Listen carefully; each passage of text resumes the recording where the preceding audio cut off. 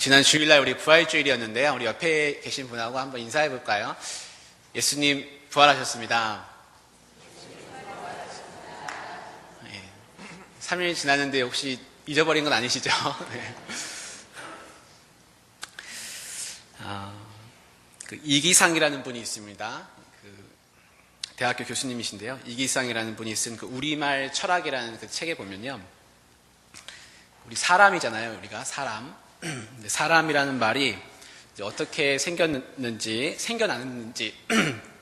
그 연원에 대해서 이렇게 설명해 주는 그런 구절이 있습니다. 사람이라는 말은 삶에서 왔다 그럽니다. 삶. 우리가 뭐 삶을 산다 이렇게 말하지 않습니까? 사람이라는 말은 삶에서 왔다 그럽니다.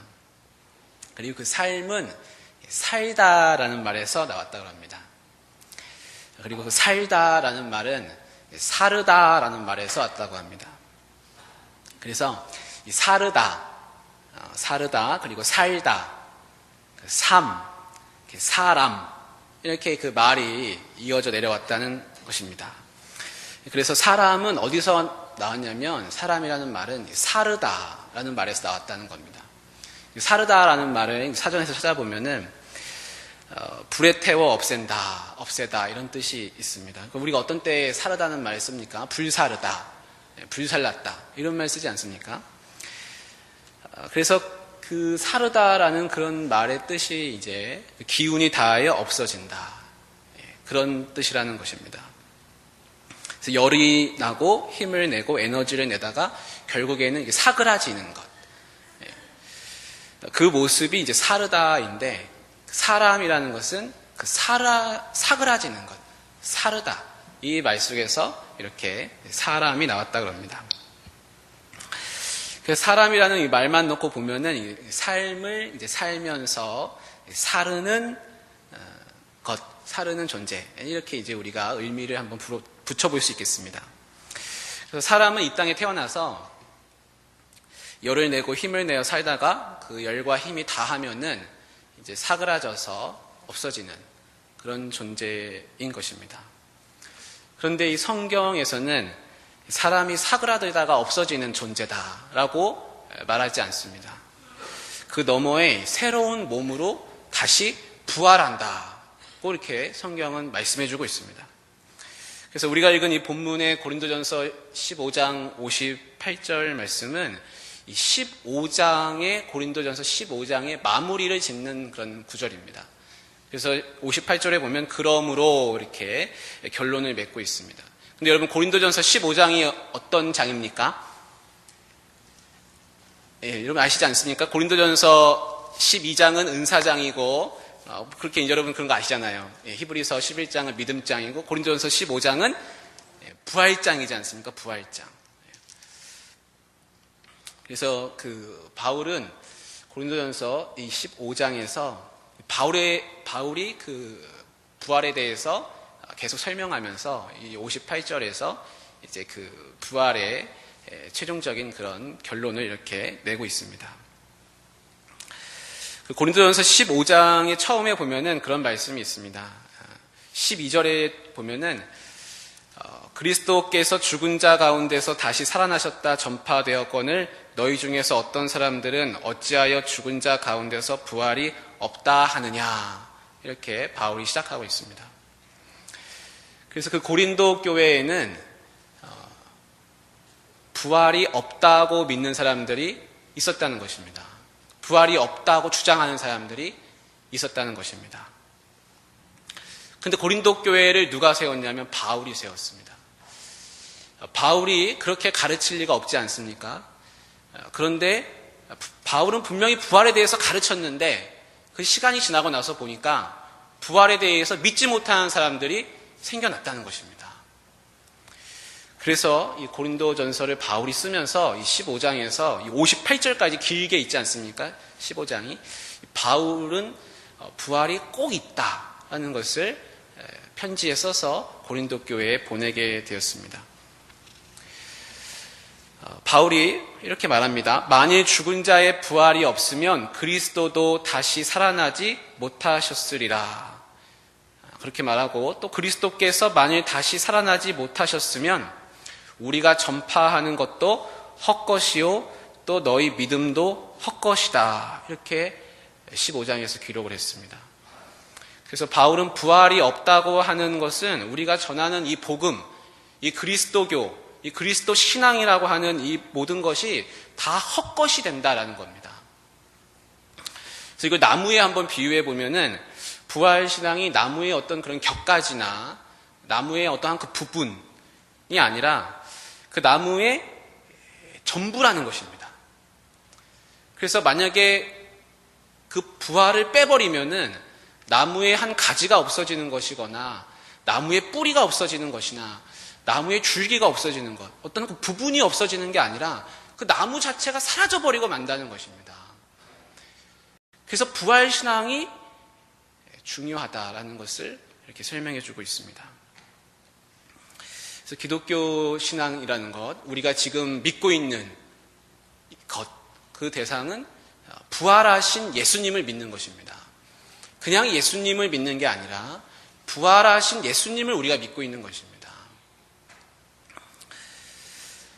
그래서 바울은 이 땅에서 살다가 돌아가셨고 그리고 다시 부활하신 그 예수님을 지금 우리가 믿고 있는 것이다. 그래서 만약에 부활이 없다면은 우리는 지금 다 헛것이 돼버린다라고 이렇게 부활에 대해서 중요성을 잘 얘기해 주고 있습니다. 그리고 이 58절에서 이렇게 이제 이야기를 합니다. 그러므로 내 사랑하는 형제들아 견실하며 흔들리지 말고 항상 주의 일에 더욱 힘쓰는 자들이 되라. 이는 너희 수고가 주 안에서 헛되지 않은 줄 알미라. 이렇게 말씀해 주고 있습니다. 우리 이 말씀을 좀 찬찬히 이렇게 살펴보려고 합니다. 우리가 좀 주목해서 보려고 하는 것은 바울이 그 고린도 교회를 향해서 이렇게 말하고 있는 것입니다. 내 사랑하는 형제들아 이렇게 부르고 있습니다. 지금 고린도 교회는 여러 가지 문제가 있습니다. 그 가운데서 가장 심각한 문제는 지금 부활이 없다라고 믿는 사람들이 있다는 것입니다. 그런데 그들을 향해서 바울은 내 사랑하는 형제들아 이렇게 부르고 있습니다. 여러분 편지 써보시지 않았습니까? 편지 쓸 때 그 상대방을 부르는 말이 있습니다. 사랑하는 당신에게, 사랑하는 아들아, 아니면 존경하는 선생님께. 그 편지에는 그 편지를 읽는 사람을 부르는 말이 있습니다. 근데 그 부르는 말이 편지를 쓰는 사람의 마음을 나타내 줍니다. 근데 바울은 그 고린도 교회 성도들한테 내 사랑하는 형제들아 이렇게 써서 보내고 있습니다. 바울이 지금 이 편지를 쓰고 있는 그 고린도 교회는 지금 어떤 상황 속에 있을까요? 제가 이렇게 고린도전서를 이렇게 살펴보면서 찾은 여러 가지 문제점들을 이렇게 말씀해 드리면은 그럼 열거해 보겠습니다. 그 교회 안에 경쟁적인 파벌이 형성돼 있었다라는 겁니다. 또 아버지가 첩을 두었는데 그 아들이 그 아버지의 첩과 지금 동거하고 있다는 것입니다. 성도들 간에 세상 법정에서 고소 고발 사건이 있다는 것, 그다음에 창녀와 잠자리를 하는 것, 남편과 아내가 잠자리를 피하는 문제, 우상에게 제사 지낸 음식을 먹느냐 먹어야 하지 마느냐의 문제를 가지고 지금 싸우는 문제, 그다음에 교회 내에 가난한 자와 부한 자가 섞여 있는데 그들 사이에 갈등이 있다는 문제. 그래서 고린도전서 11장 22절에 보면 너희가 하나님의 교회를 업신여기고 빈궁한 자들을 부끄럽게 하느냐 하면서 그렇게 책망하는 말도 있습니다. 또 성령의 은사를 우열의 관계로 생각하는 문제가 있었습니다. 그래서 바울이 이걸 심각하게 여기고 고린도전서의 12, 13, 14장을 다 성령의 은사에 대해서 설명했습니다. 그리고 가장 중요한 은사는 사랑이다. 이렇게 결론 지었습니다. 이런 문제들이 이 고린도 교회에는 지금 있습니다. 근데 바울이 이 고린도전서 편지를 지금 쓰고 있을 때 고린도 교회는 불과 생겨난 지가 한 4, 5년 정도 된 이제 막 피어오르는 그런 교회였습니다. 신생교회 안에 아주 믿음이 뜨거운 사람도 있는가 하면은 또 믿음은 뜨거우나 이 세상의 때를 아직 벗어버리지 못한 그런 모습들이 많이 있었습니다. 쉽게 말해서 고린도 교회는 조용한 교회가 아니었습니다. 싸움과 분쟁과 여러 가지 성도들 간의 소송도 휘말려 있는 그런 굉장히 문제 많은 교회였습니다. 조용할 날이 없는 그런 교회였던 것입니다. 그런데 바울이 그들을 바라보는 그 시선은 뭐냐면 내 사랑하는 형제들아 라고 이렇게 적고 있습니다. 고린도전서를 읽어보면 형제들아 라고 부르는 구절이 20개가 나옵니다. 20개의 문장이 형제들아 라는 문장으로 시작하게 됩니다. 그런데 바울이 쓴 서신서가 신약 성경에는 13권, 많게 보면 13권인데 어느 서신서보다도 형제들아 라는 말을 가장 많이 쓰는 서신서가 바로 이 고린도전서입니다. 가장 빈도수가 많습니다. 총 20번을 그렇게 쓰고 있습니다. 그리고 내 사랑하는 형제들아 라고도 또 그렇게 부릅니다. 그래서 이 바울이 고린도 교회에 아주 깊은 애착을 가지고 있다는 것을 우리가 잘 알 수 있습니다. 좀 더 과거로 이제 돌아가 보면은 바울이 2차 전도 여행을 할 때였습니다. 그 당시에 고린도에서 머물면서 바울이 전도를 했는데 큰 성과를 거뒀습니다. 그래서 사도행전 18장 8절에는 수많은 고린도 사람도 듣고 믿어 세례를 받더라 라는 기록이 있고요. 하나님이 환상을 통해서 바울에게 말씀해 주셨는데 18장 10절에는 두려워하지 말며 침묵하지 말고 말하라. 이 성 중에 내 백성이 많음이라. 그 고린도 성에 하나님의 백성이 많다고 환상 가운데 하나님이 말씀해 주시는 음성을 바울은 들었습니다. 그래서 바울은 사도행전 18장 11절에 보면은 1년 6개월을 머물며 그들 가운데서 하나님의 말씀을 가르쳤다. 이렇게 거기 기록되어 있습니다. 그래서 바울은 적어도 1년 6개월을 머물면서 장기간 머물면서 그들을 가르쳤습니다. 그들을 양육했습니다. 그래서 고린도전서 4장 15절에 보면 바울이 당당하게 말하기를 그리스도 예수 안에서 내가 복음으로써 너희를 낳았음이라. 내가 너희에게 권하노니 너희는 나를 본받는 자가 되라. 그렇게 말할 수 있는 이유는 뭐냐면 1년 6개월 동안 내가 너희를 죽도록 가르치지 않았느냐. 내가 너희를 예수 안에서 낳았다. 그러니 너희는 나를 제발 좀 본받아라. 그렇게 가르친 대로 하라고 그렇게 이제 지금 그 말씀을 또 해주고 있습니다. 그래서 고린도 교인들은 누구한테 양육을 받느냐면 이 바울한테서 직접 양육을 받았습니다. 근데 바울은 어떤 사람입니까? 바울은 성경에 대해서 아주 능통한 사람이었습니다. 그래서 부활에 대해서 부활이 어떤 것인지 설명할 수 있을 만큼 이 고린도전서 15장에서 아주 자세하게 말해 줍니다. 근데 그런 가르침을 받은 고린도 교회 사람들이 시간이 한 4, 5년 지나고 나니까 뭐라고 생각하고 있습니까? 부활이 없다라고 믿고 있는 겁니다. 바울이 떠난 뒤에 그들은 여러 가지 삶의 문제를 겪게 됐습니다. 삶의 현실에서 부딪히는 문제들이 있었고 또 죄의 습성이 이제 남아 있어서 생기는 문제들이 아까 열거했던 그런 문제들이 이제 막 생겨나게 됐습니다. 대부분 다 도덕에 대한 문제였습니다. 그런 것들은 다른 여타 헬라 도시들이 그리스 도시들이 당시에 다 그런 문화를 어느 정도 가지고 있었던 것처럼 고린도에서도 그것이 통용될 수 있었습니다. 그런 도덕적인 문제를 그냥 지나칠 수 있었습니다. 만약에 그들이 바울로부터 복음을 듣지 않았다면 그것은 그냥 지나칠 수도 있는 문제였다는 겁니다.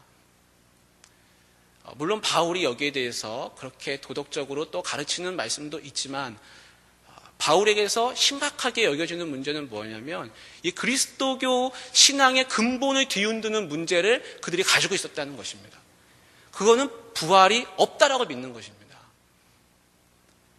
부활이 없으면 다 헛것입니다. 저와 여러분이 믿는 이 신앙, 이 믿음이라는 체계, 여기서 부활이 빠지면 우리는 지금 헛것을 믿고 있는 것입니다. 실체가 없는 그림자를 믿고 있다는 것입니다. 그래서 부활은 신앙의 근본이고 신앙의 전부라고 다 할 수 있습니다. 그런데 그것을 지금 고린도 교회가 믿지 못하고 있었습니다. 바울이 만약에 우리가 상상을 한번 해보면 이 고린도 교회를 고린도전서에 보면 내가 너희에게 빨리 가겠다 이런 말씀들이 이제 많이 나오는데 만약에 바울이 고린도에 가서 이제 고린도 사람들을 실제로 만난다고 한다면 바울은 아마 어떤 모습일까요? 아마 눈물을 흘리지 않을까 그런 생각이 듭니다. 왜냐하면 형제들아 제발 내가 가르쳐준 대로 너희들이 제발 좀 따라줬으면 좋겠다. 성경에 그런 어투들이 그런 뉘앙스들이 많이 있기 때문입니다. 그러면서 내 사랑하는 형제들아 이렇게 지금 58절 말씀을 시작해주고 있습니다. 우리가 사랑에 대해서 좀 생각해 보려고 합니다. 왜냐하면 내 사랑하는 형제들아 할 때 이 사랑이라는 표현을 이제 아가페 사랑으로 이렇게 성경에서는 표현해주고 있기 때문에 그걸 우리가 한번 묵상해 보려고 합니다. 어떤 여자가 이제 남자한테 자기야 내가 어디가 그렇게 사랑스러워? 이렇게 물어봤다는 거예요. 그러니까 나 사랑해? 이렇게 물어보니까 응 사랑하지. 그래서 어디가 제일 사랑스러워? 그러니까 남자가 하는 말이 머리끝부터 발끝까지 다 사랑스러워. 그랬다는 거예요. 그래서 여자가 그럼 내가 어떻게 할 때 사랑스러워? 그랬더니 뒤돌아서 보고 있을 때가 제일 사랑스러워. 네, 이렇게 얘기했다고 합니다. 사랑에는 여러 가지 종류가 있습니다. 근데 성경에는 크게 두 가지 사랑이 나옵니다. 근데 우리는 흔히 이제 에로스라는 말도 쓰기 때문에 에로스 사랑은 성경에 없습니다. 에로스라는 말은 성경에 나오지 않습니다. 그렇지만 우리가 이제 흔히 쓰기 때문에. 근데 에로스 사랑이라는 것은 즐거움을 얻는 사랑이라 이렇게 표현할 수 있습니다. 폴틸리라는 신학자가 이제 그렇게 해석을 합니다. 그래서 돈이 주는 즐거움, 그 다음에 몸이 주는 즐거움, 그 다음에 지식이 주는 즐거움, 또 진리를 탐구하면서 그 깨닫게 되는 즐거움, 그 다음에 아름다운 꽃을 볼 때 그 아름다운 미적인 그런 감각을 보면서 그것을 대상을 보면서 느끼는 그 즐거움, 이런 모든 즐거움이 다 이제 에로스 사랑입니다. 근데 에로스 사랑은 그 대상이 무엇이든지 간에 그 대상을 사랑한다기보다는 그 대상이 주는 그 즐거움을 사랑하는 것입니다. 아마도 그래서인지 이 신약 성경에는 에로스라는 말은 없습니다. 필레오 사랑은 성경에 나옵니다. 필레오 사랑이라는 것은 인격 대 인격의 만남이다. 이렇게. 그래서 우정이라고 우리가 흔히 이제 알고 있습니다. 성경에 가장 많이 나오는 사랑이 있습니다. 그것은 바로 아가페 사랑입니다. 아가페 사랑은 상대를 이렇게 수용하는 사랑입니다. 상대를 끌어안는 사랑입니다. 상대가 어떤 모습을 하고 있든지 간에 그거는 상관이 없습니다. 상대가 원수라도, 상대가 때가 묻은 사람이더라도, 죄를 지었든지 간에, 병이 들었든지 간에 그 사람을 껴안는 사랑입니다. 그래서 우리가 이 사랑의 모습을 예수님이 잘 나타내주는 그 예화가 탕자의 비유입니다. 집 나간 탕자를 기다리는 그 아버지는 늘 그 자식을 기다리고 있습니다. 그리고 아들이 돌아왔을 때 그 아들의 모습과 그런 상황과 여건, 처지를 상관하지 않고 그 아들을 그대로 그냥 수용하고 받아줬습니다. 그게 이제 아가페 사랑이라고 그렇게 우리가 할 수가 있습니다. 그래서 부모가 자식한테 보여주는 그 사랑, 그것이 바로 이제 아가페 사랑입니다. 또 아가페 사랑이라고 하는 것은 하나님이 이 땅에 성육신하신 원리이기도 합니다. 성자 하나님은 이 땅 가운데 성육신하셨습니다. 우리의 눈높이로 낮아지셨다는 겁니다. 하나님이 이 땅을 껴안은 것입니다. 그것이 이제 아가페 사랑입니다. 근데 예수님이 잡히셨을 때 제자들이 다 도망갔습니다. 우리가 잘 아는 것처럼. 그 요한복음 18장 10절에 보면은 베드로는 평소에 칼과 칼집을 가지고 있었다는 그런 것을 볼 수가 있습니다. 근데 베드로는 칼을 가지고 있으면서도 결국엔 도망갔습니다. 예수님을 보호하는데 성공하지 못했습니다. 예수님 잡혀가시게 놔뒀습니다. 그리고 다 도망갔습니다. 그런데 나중에 예수님이 이제 부활을 하셨습니다. 그리고 요한복음에 보면은 베드로는 나는 물고기 잡으러 가노라 이렇게 하면서 물고기 잡으러 가지 않았습니까? 근데 이제 물고기 잡는 그 제자들과 또 베드로 어부들이 물고기 잡을 때 예수님이 그 새벽에 동이틀 무렵에 성경에 보면 이제 나타나셨습니다. 디베랴 호수, 갈릴리 호수죠. 나타나셨습니다. 그리고 이제 베드로와 그 제자들과 부활하신 예수님이 서로 만났습니다. 그리고 이제 조반을 먹게 됩니다. 같이 물고기를 구워서 조반을 먹으면 떡을 뗍니다. 근데 그때 예수님이 이제 베드로한테 하시는 그 질문이 있습니다. 3번 질문하시지 않습니까? 요한의 아들 시몬아, 네가 이 사람들보다 나를 더 사랑하느냐? 이렇게 이제 물으십니다. 이 질문에 쓰인 그 사랑이라는 표현이 아가페 사랑입니다. 그래서 이렇게 바꿔 물을 수 있죠. 네가 나를 누구보다도 더 아가페 사랑하느냐? 그런데 베드로가 이렇게 대답을 합니다. 내가 주님을 필레오 사랑하는 줄 주님께서 아시나이다. 이렇게 대답했습니다. 그리고 예수님이 2번째 질문하셨습니다. 요한의 아들 시몬아, 네가 나를 아가페 사랑하느냐? 또 아가페 사랑으로 물어보셨습니다. 근데 베드로는 대답하기를 내가 주님을 필레오 사랑하는 줄 주님께서 아시나이다. 이렇게 말합니다. 아가빠스메 이렇게 물어봅니다. 그리고 필로세, 당신을 필로 사랑합니다. 이렇게 이제 말합니다. 주님은 3번째 물어보셨습니다. 마지막 물음이었습니다. 주님은 네가 나를 아가페 사랑하느냐라고 물으셨을까요? 아니면은 네가 나를 필레오 사랑하느냐라고 물으셨을까요? 여러분 어떻게 생각하십니까? 주님이 뭐라고 물으셨을까요? 아가페 사랑하느냐라고 물으셨을까요? 아닙니다. 여기에 하나님의 우리를 보는 그 눈높이와 사랑의 크기가 담겨 있습니다. 주님은요 어떻게 물어보셨냐면 필레이스메 하고 물어보셨습니다. 네가 나를 필레오 사랑하느냐? 질문을 바꾸셨습니다. 그리고 베드로가 대답하기를 필로세, 당신을 사랑합니다. 베드로는 끝까지 아가페 사랑이라는 말을 고백하지는 못했습니다.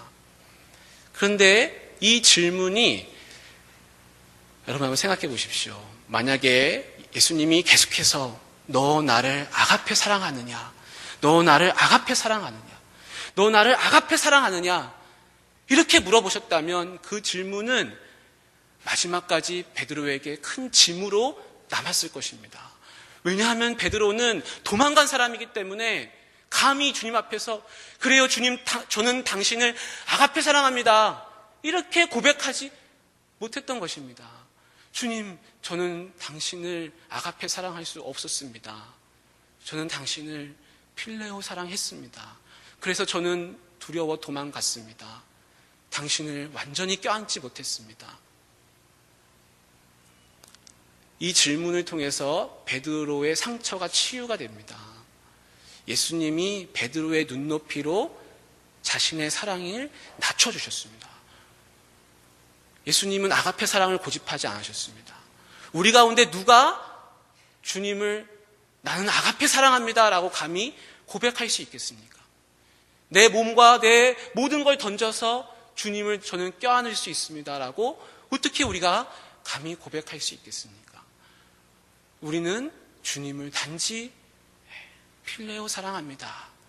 하나님의 사랑만큼은 아니지만 그래도 주님 저는 당신을 사랑합니다 라고 고백할 수밖에 없는 인간의 한계성이 있다는 것입니다. 그러나 예수님은 베드로에게 그 사랑의 짐을 지우지 아니하시고 우리의 사랑의 눈높이로 낮아지셨습니다. 그래서 너 날 필레오 사랑하지? 예수님이 그렇게 물어보십니다. 그러자 베드로는 예, 주님 맞습니다. 저는 필레오 사랑할 따름입니다. 이렇게 베드로는 고백할 수가 있었습니다. 하나님, 이 주님은요, 이 베드로에게 너 나를 사랑하느냐, 너 나를 왜 도망갔느냐, 너는 왜 도망갔느냐, 너 칼 가지고 있지 않았느냐, 날 보호한다면서 왜 도망갔느냐, 그 책망하시는 말씀 대신에 그냥 단지 너 나 사랑하느냐, 그 고백만을 물으십니다. 고백을 듣기를 원하십니다. 그래서 우리가 주님 앞에 할 수 있는 것은 무엇이냐면 사랑을 고백하는 것입니다. 주님, 저는 부족하지만 주님 사랑합니다. 주님은 우리를 책망하지 않으십니다. 그냥 우리의 사랑을 듣기를 바라고 계시다는 겁니다. 58절에 보면은 바울이 이 고린도 교회 성도들을 부를 때 사랑하는 형제들아, 내가 아가페 사랑하는 형제들아. 바울은 지금 사람 대 사람이니까 아가페 사랑을 말할 수 있는 것이죠. 주님한테 말하는 게 아니니까요. 바울이 복음으로써 그들을 낳았습니다. 부모된 심정으로 지금 고린도 교회 성도들한테 내 사랑하는, 내 아가페 사랑하는 형제들아, 이렇게 그렇게 어머니의, 아버지의 같은 심정으로 그렇게 부르고 있습니다. 고린도전서 4장 14절에 보면은 바울이 이런 말을 합니다. 내가 너희를 부끄럽게 하려고 이것을 쓰는 것이 아니라, 지금 고린도전서를 막 쓰고 있는데 여기에 여러 가지 말을 지금 쓰고 있습니다. 그런데 내가 너희를 부끄럽게 하려고 이걸 쓰는 것이 아니라 오직 너희를 내 사랑하는 자녀같이 권하려 하는 것이라. 이렇게 그 바울이 이 편지를 쓰는 그 심정을 나타내고 있습니다. 바울은 지금 자기가 가르친 사람들이 엄청난 도덕적인 범죄와 여러 가지 세상의 질타를 받는 모습들, 그리고 가르쳐준 그 부활조차도 믿지 않는 그런 것을 바울은 알게 됐습니다. 그러나 책망하기 위해서 쓰는 것이 아니라 내가 너희를 사랑으로서 권하려 하는 것이다. 너희를 부끄럽게 하려고 쓰는 게 아니라 내가 너희를 사랑으로, 자녀와 같이 사랑으로 권하려 하는 것이라. 그렇게 말해주고 있습니다. 지금 여러분은 이 한국교회, 우리나라의 교회, 여러 가지 질타의 모습들이 있습니다. 인터넷에 보면 수없이 올라오고, 또 우리가 우리 자신을 바라볼 때에도 과연 이래서야 되겠는가 싶은 그런 모습들이 있다는 것, 그것은 우리 스스로가 인정하는 것입니다. 그런데 바울이 고린도 교회, 그 문제투성이 교회를 향해서 뭐라고 말합니까? 내 사랑하는 형제들아 라고 그렇게 말해주고 있습니다. 주님은 치명상을 입었던 그 베드로에게 아가페 사랑으로 대하셨고, 또 바울 또한 고린도 교회 성도들한테 아가페 사랑으로 다가가고 있습니다.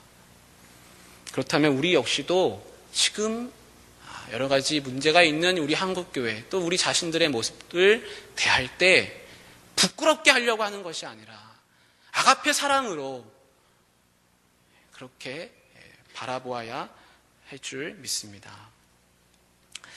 이어서 바울이 또 이어서 말하는 것은 견실하며 흔들리지 말고 항상 주의 일에 더욱 힘쓰는 자들이 되라, 이렇게 말씀해 주고 있습니다. 바울은 계속해서 이야기하기를 부활신앙에 대해서 흔들리지 마라. 그리스도교 신앙은 부활 빼면 시체다. 그거 흔들리지 마라. 그렇게 말씀해 주고 있습니다. 그런데 우리가 믿고 있는 이 믿음이라고 하는 것들 중에서 가장 사실 믿기 어려운 것 중에 하나가 바로 부활입니다. 여러분, 예수님의 제자인 도마는 예수님한테 직접 가르침을 받고 부활 소식을 누구한테 들었냐면 동고동락했던 다른 제자들한테 이야기를 들었습니다. 그러면 지금까지 동고동락하며 같이 살아왔는데 그 제자들의 말을 당연히 믿어야 하지 않겠습니까?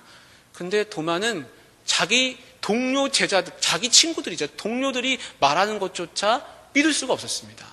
그래서 내가 주님의 못자국을 손으로 만져보기 전까지 나는 그걸 믿을 수 없다고 했습니다. 우리도 마찬가지입니다. 우리 가운데도 부활에 대해서 확신이 없는 그런 모습이 있을 수 있습니다. 그러나 그것은 어떤 면에서 보면은 또한 자연스럽기도 합니다. 도마와 같이 말입니다. 그러나 우리가 거기에 머무르면 우리는 제대로 된 신앙을 갖지 않고 있는 것이죠.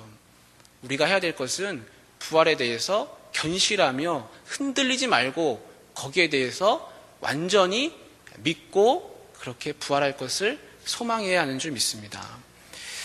개척자들이라는 그런 단체가 있습니다. 근데 거기 이끄는 그 송강호 박사님, 송강호 선생님이 예전에 어렸을 때 소실적에 이제 자기 집안에서 아무도 안 믿는데 자기가 이제 예수님을 믿게 된 거예요.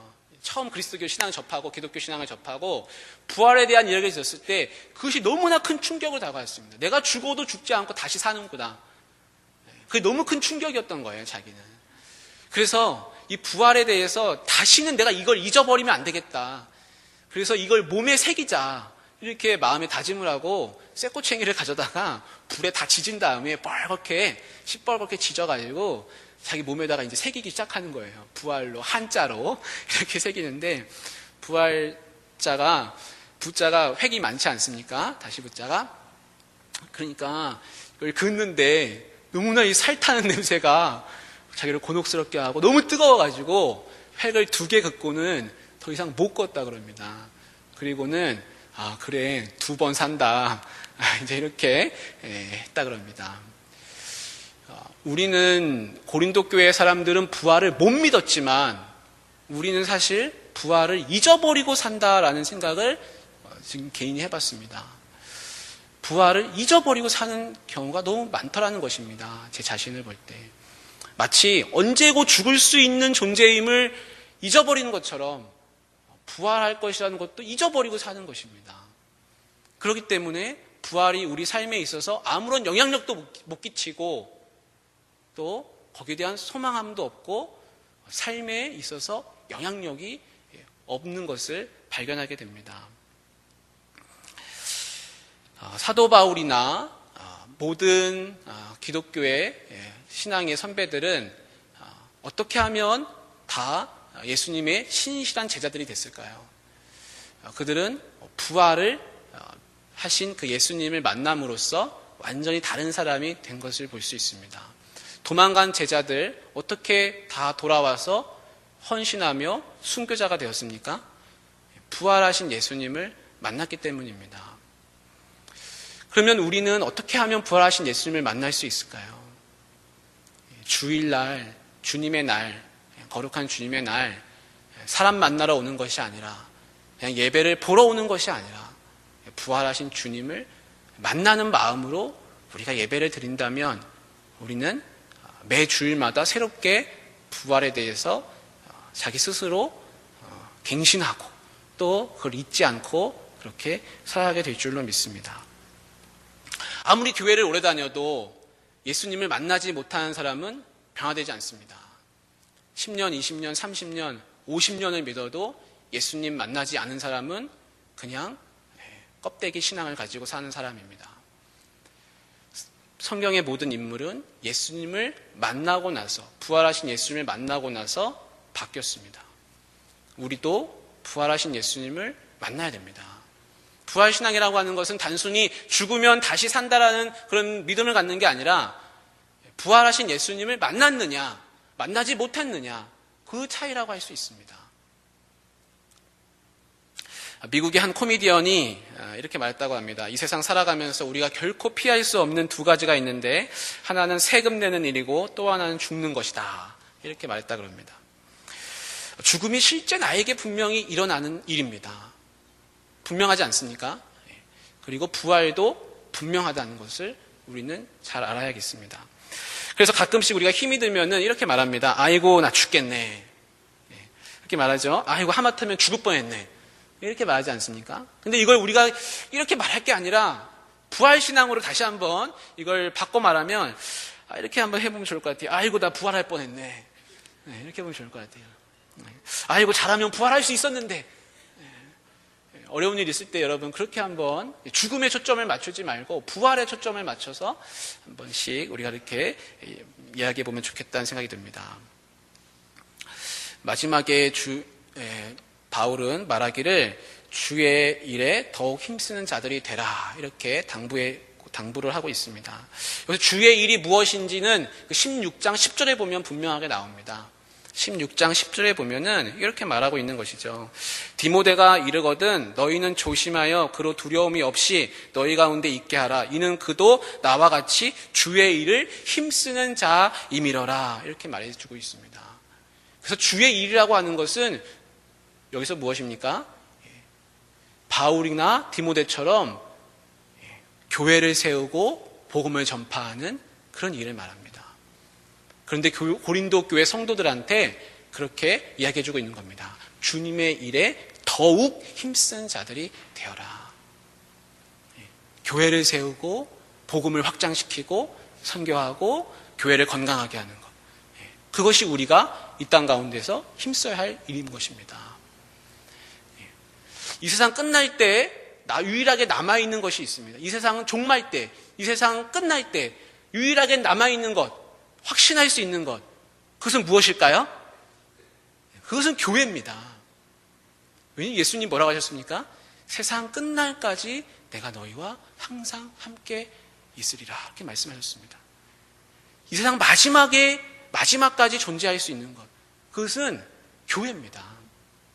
어떤 기업이나 어떤 단체나 이런 것이 아니라 하나님을 믿는 무리, 교회, 믿는 사람들, 그 성도들이 마지막 때까지 남아있게 되는 것입니다. 그래서 교회를 굳건하게 세우고 건강한 교회를 아름답게, 단순히 예배당만 세우는 것이 아니라 건강하게 세워가는 것, 그것이 바로 주의 일에 힘쓰는 자들이 해야 할 몫인 줄 압니다. 우리 교회뿐만 아니라 크고 작은 많은 지역 교회들이 있습니다. 바르게 서가는 것, 이 세움을 힘써 나가는 것, 그것이 부활의 소망을 가진 사람들이 애써 나가야 할 일인 줄 믿습니다. 기도하겠습니다. 하나님 아버지, 바울은 말씀하기를 견실하며 흔들리지 말고 굳건하게 서서 부활신앙을 간직하라고 이야기해 주는 모습을 봅니다. 또한 병들고 여러 가지 어려움에 처해 있는, 정말 세상으로부터 손가락을 받을 수밖에 없는 그런 위치에 놓인 고린도 교회를 향해서 내 사랑하는 형제들아, 아가페 사랑으로 다가가는 모습을 봅니다. 하나님, 이 땅 가운데 수많은 교회들이 몸살을 앓고 있고 여러 가지 어려움에 처해 있지만 하나님 아버지께서 이 땅의 교회들을 새롭게 하시고 부활신앙을 가진 우리들을 통해서 갱신하고 개혁하여서 아름다운 교회를 건강하게 세워갈 수 있도록 주님 도와 주시옵소서. 우리들을 통해서 세상 마지막 때까지 존재할 수밖에 없는 그 교회를 이루어갈 수 있도록 주님 도와 주시옵소서. 사랑이 많으신 우리 주 예수님의 이름으로 기도하옵나이다. 아멘.